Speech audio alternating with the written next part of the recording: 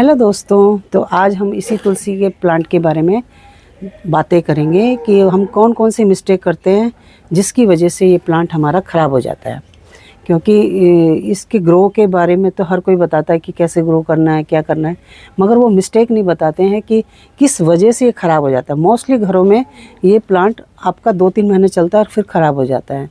उसके कुछ रीजंस होते हैं। मेरे कुछ फ्रेंड्स ने भी मुझे बोला था, आपके पास इतने तुलसी हरी भरी कैसे और इतने सालों से कैसी है, मतलब ज़िंदा कैसे है, हमारे तो हर 2-3 महीने में ख़राब हो जाता है। तो मैंने सोचा इस टॉपिक पे तो वीडियो बननी चाहिए कि हम क्या मिस्टेक करते हैं कि तुलसी का प्लांट हमारा ये ख़राब हो जाता है। सभी को ये पता ही नहीं है ये प्लांट कौन से सीज़न का है, सर्दी का है या गर्मी का है। एक्चुअली में ये प्लांट गर्मी का सीज़न का प्लांट है। आप इसे मार्च से अक्टूबर तक बहुत अच्छे से ग्रो कर सकते हैं अपने घर में। बट जैसी सर्दियाँ आती, मगर ये सर्दी का प्लांट नहीं है, इसको सर्दी में ग्रो नहीं करता, ये डोरमेंसी में जाता है और इसकी सर्दियों में ख़ास केयर करनी पड़ती है। वो सारे टॉपिक मैं अभी डिस्कस करूँगी। तो ये गर्मी का प्लांट है, आप इसको गर्मी में अच्छे से ग्रो कर सकते हैं और रेनी सीजन में इसको कटिंग से मल्टीप्लाई कर सकते हैं, इसके सीड से इसको ग्रो कर सकते हैं। तो पहली मिस्टेक तो हम यही करते हैं कि इसको सर्दी का समझ के इसको सेकंड है कि अपनी नर्सरी से इसको सर्दियों में कभी मत लेके आइए। सर्दियों में आपने लाए और इसको रिपोर्ट किया और ये ख़त्म हो गया 2-4 दिन में ही, क्योंकि ये सर्दी का प्लांट है ही नहीं, इसने ग्रो ही नहीं करना सर्दी में। तो आप जब भी इसको नर्सरी से ला रहे हो तो हमेशा गर्मी के टाइम लाइए, मार्च अप्रैल में लेके आइए। आपकी तुलसी आपके गार्डन में हमेशा रहेगी। अगर इसने जड़ें अच्छे से डेवलप कर ली आपके प्लांटर में तो ये आपके साथ सालों साल रह सकती है। ये प्लांट कोई परमानेंट प्लांट है, वैसे ये कभी ख़त्म नहीं होता अगर आपने अच्छे से इसकी केयर की हो तो। पहला तो यही मिस्टेक करते हैं हम, इसको सर्दियों में लेके आ जाते हैं नर्सरी से। इसको सर्दी में नहीं लाना है, गर्मियों में लेके आना है। मार्च अप्रैल से अक्टूबर तक कभी भी लाओ, बट नवंबर दिसंबर जनवरी फरवरी में इसको बिल्कुल नहीं ख़रीदना है। क्यों, नर्सरी वाले मोस्टली जो बचे हुए तुलसी प्लांट है ना, नवंबर दिसंबर में सस्ते में बेचने के चक्कर में रहते हैं। उन्हें पता है इसके बाद इन्होंने सर्वाइव नहीं करना है, ख़त्म हो जाएंगे, और हम लोग सस्ता समझ के इसको लेके आ जाते हैं, पहला। दूसरा मिस्टेक हम करते हैं कि इसको छाँव में रखते हैं। ये छाँव का बिल्कुल भी प्लांट नहीं है, शेड का बिल्कुल भी प्लांट नहीं है। इसको फुल सन चाहिए, कम से कम 2-3 घंटे की अर्ली मॉर्निंग की धूप तो इसको चाहिए ही चाहिए। अगर आपने इसको छाँव में रखा है ना, धीरे धीरे इसके सारे पत्ते पीले होके गिर जाएंगे और ये प्लांट आपका कुछ ही दिनों में ख़त्म हो जाएगा। दूसरी नेक्स्ट मिस्टेक हम यही कर रहे हैं कि हम इसको ऐसी जगह रख रहे हैं जहाँ इसको शेड मिल रही है, धूप नहीं मिल रही है। तो हमेशा इसको धूप की तरफ रखिए। यही मिस्टेक भी होती है जिसकी वजह से आपका तुलसी का प्लांट ख़राब होता है। तीसरा है, हम इसको पानी या तो बहुत कम देंगे, वीडियो में देख देख के कि इसको थोड़ा कम पानी दीजिए, या हम इसको बहुत ज़्यादा पानी देते हैं। ये दोनों ही इस मिस्टेक हमारे प्लांट को ख़राब करती है। हमें पानी बैलेंस देना है। इसको पानी तब देना है जब इसकी मिट्टी ऊपर की लेयर सूख चुकी हो, और उस टाइम भरपूर मात्रा में पानी देना है ताकि इसकी नीचे की रूट्स तक पानी जाए। ये नहीं कि थोड़ा सा पानी डाल दिया और ये ऊपर की रूट्स को पानी मिला, नीचे जो मेन इसकी रूट्स हैं वो प्यासी हैं, उनको पानी नहीं मिला, उसकी वजह से आपका प्लांट ड्राई हो जाएगा, एकदम सूख जाएगा और ख़त्म हो जाएगा। इसलिए जब भी इसकी मिट्टी सूख जाए तब इसको भरपूर मात्रा में पूरा पानी दीजिए, जब तक इसकी ड्रेनेज होल से पानी नहीं निकल जाता। ये मिस्टेक आप करते हैं क्योंकि कितने लोग पूजा करते हैं तो डेली इसको पानी देंगे, इसकी मिट्टी सूखी नहीं है, आपने पानी दिया, उससे इसकी जड़ों में फंगस लगा, वो ख़त्म हो गया। तो आप क्या कर सकते हैं, पूजा की पर्पज़ से 4-5 प्लांटर बना लीजिए, हर दिन एक प्लांटर में पानी डालिए। उससे क्या होगा, ओवर वाटरिंग नहीं होगी किसी भी प्लांट में।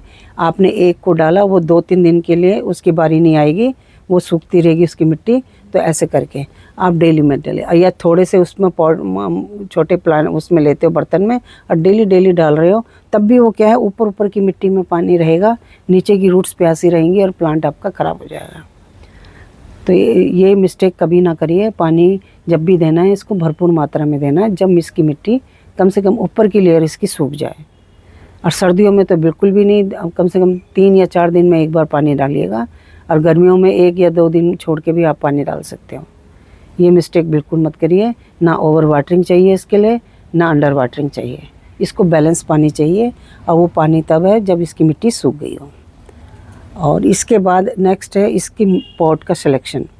इसका पॉट का सिलेक्शन हमेशा ये क्ले पॉट करिए, मिट्टी वाले पॉट करिए। आपने ये सेरेमिक के सुंदर सुंदर पॉट्स आते हैं उसमें लगा देते हैं, या प्लास्टिक के पॉट में लगा देते हैं। उसमें क्या है कि पानी वेपोरेट नहीं होता, और इसको ज़्यादा पानी पसंद नहीं है। ज़्यादा मतलब पानी पसंद तो है, मगर इतना नहीं है कि 24 घंटे उसका जड़ें पानी में मॉइस्चर में भीगी रहें। उससे क्या है, इसका फंगस लगता है बहुत जल्दी। तो इसलिए इसके उसमें हमेशा क्ले पॉट का इस्तेमाल करिए, जिससे कि उसमें पानी डालते ही पानी ड्रेनेज हो जाए, और जो एक्स्ट्रा पानी है इसके क्ले पॉट के पोर्स से वो सूख जाए जल्दी, क्योंकि इसमें बहुत छोटे छोटे पोर्स होते हैं जहाँ से हवा आती जाती रहती है, जिसकी वजह से इसकी मिट्टी जल्दी सूख भी जाती है। तो ये बेस्ट पॉट है आपके लिए। अगर आप प्लास्टिक, सेरेमिक में तो बिल्कुल भी मत लगाइए, सेरेमिक में बिल्कुल नहीं चलता ये प्लांट। और अगर आपने प्लास्टिक में लगाया भी है, फिर पानी सोच समझ के दीजिए, और उसमें ढेर सारे ड्रेनेज होल बनाइए। अगर नहीं आपसे होता, प्लास्टिक पॉट आपको अच्छे लगते हैं तो आप वो कर सकते हैं, मगर उसमें बहुत सोच समझ के पानी दीजिएगा आप। तो इसके बाद है नेक्स्ट इसकी फंगस का।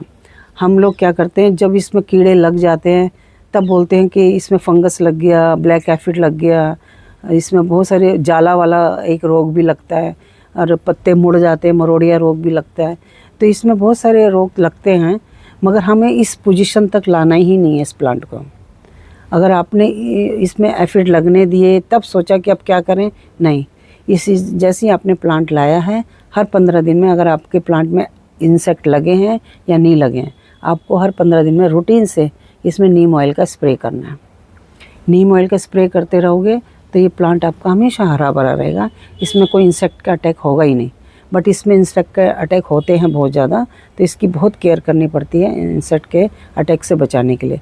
मगर ये नहीं कि जब वो लग जाए फिर तो वो ख़राब ही होना उस प्लांट ने। उसका फिर या तो फिर आप वैसे ही प्लांट इतना स्ट्रेस में, और आप नीम ऑयल दुनिया भर की चीज़ें इसमें डाल रहे हो, तो वो स्ट्रेस से वैसे ही परेशान है, तो उसकी वजह से वो और ज़्यादा ख़राब होना शुरू हो जाता है। तो वो स्थिति आने ही मत दीजिए। इसको जैसे आप लाते हो अपने घर में, 10-15 दिन में जब ये सेट हो जाता है आपकी मिट्टी में, प्लांटर की मिट्टी में, तो फिर आप क्या करिएगा, इसके नीम ऑयल का स्प्रे रूटीन से हर 15 दिन में डालिए। तो आपके प्लांट में वो स्थिति आएगी नहीं कि इसमें इंसेक्ट का अटैक हो। इसके बाद इसका है एक और कि इसको खाद कौन सी दें। इसको खाद हमेशा वर्मी कंपोस्ट वगैरह दे सकते हैं आप, काऊ डंग कंपोस्ट भी दे सकते हैं, क्योंकि इसको नाइट्रोजन वाली खाद पसंद होती है।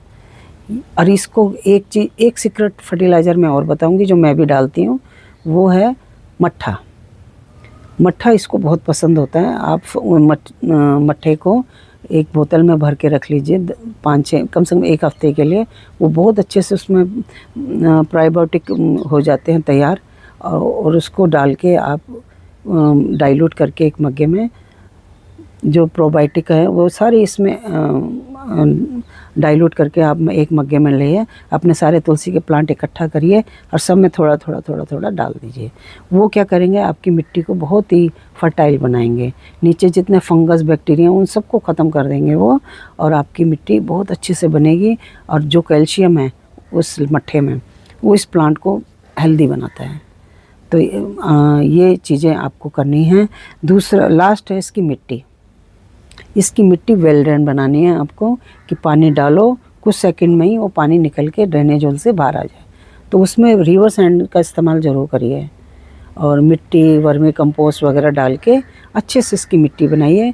उसमें आप नीम खली भी ज़रूर मिला सकते हैं, जिससे इसकी मिट्टी में फंगस डेवलप ना हो।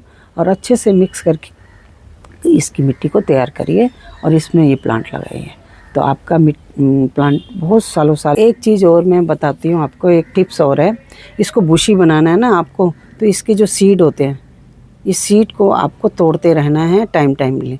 ये मैंने अभी आपको दिखाने के लिए नहीं करा, मगर मेरा रोज़ का रूटीन है कि इसके सीड को इस तरह से पिंच करके निकालते रहना है। इससे क्या होता है, इसके यहाँ जहाँ से हमने इसको पिंच किया, यहाँ से 2 स्टेम और निकलती हैं, और ये मेरा बुशी प्लांट ये देखिए कितना सारा बन चुका है इसी पिंचिंग की वजह से। ये पिंचिंग आपको डेली करनी है। जब भी आपको सीड दिखें फ़ौरन इसको निकाल दीजिए, क्योंकि ये सारी ताकत इस सीड को बनाने में लगा देगा और अपनी ग्रोथ को रोक देगा। अगर हम ये निकाल देते हैं फिर वो न्यू ग्रोथ लाएगा। तो ये काम ज़रूर करिएगा अपने प्लांट में, पिंचिंग ज़रूर करिएगा। और जैसे सर्दियाँ आती हैं आपको इसको शेड की तरफ रखना है, जहाँ पे इसको डायरेक्ट ओस ना पड़े।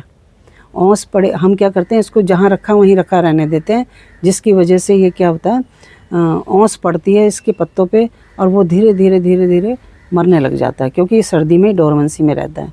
तो आपको एक शेड में रखना है, ऐसी जगह जहाँ पे ब्राइट लाइट सुबह की धूप आ रही हो इस पर और ऊपर से शेड हो। अगर ये प्रोवाइड नहीं कर सकते तो जैसी शाम होती है ना, आप इसके ऊपर कोई कपड़ा रख दीजिए या कोई पॉलीथीन रख दीजिए, जिससे इस पर ओस की बूंदें ना गिरें और आपका पौधा फिर सर्दियाँ सर्वाइव कर जाएगा। तो मार्च अप्रैल में इसकी ज़रा हार्ड प्रूनिंग कर दीजिए और अच्छे से खाद इसके उसमें दे दीजिए। ये बहुत अच्छे से आपका ब्लूम करेगा आपके गार्डन में। तो ये कुछ टिप्स हैं आपके, और आगे भी मैं बताती हूँ कि कौन कौन सी टिप्स हैं इसकी। एक तो ये पिंचिंग तो ज़रूरी आपको करनी है, इससे ये बहुत अच्छे से ग्रोथ करता है और इसमें इंसेक्ट भी नहीं लग पाता। प्लांट बहुत सालों साल आपके पास रहेगा। और ना लास्ट है कि नर्सरी से आप सर्दी में बिल्कुल भी ये प्लांट बिल्कुल ना लेके आइए। तो आपको आशा है मेरी वीडियो पसंद आई होगी और ये सारे टॉपिक आपने अच्छे से सुने होंगे और अपने तो तुलसी के पौधे में अमल भी करेंगे और आपका तुलसी का पौधा आपके घर में हमेशा हरा भरा डेवलप होता रहेगा और आपकी खुशी का कोई ठिकाना ही नहीं रहेगा।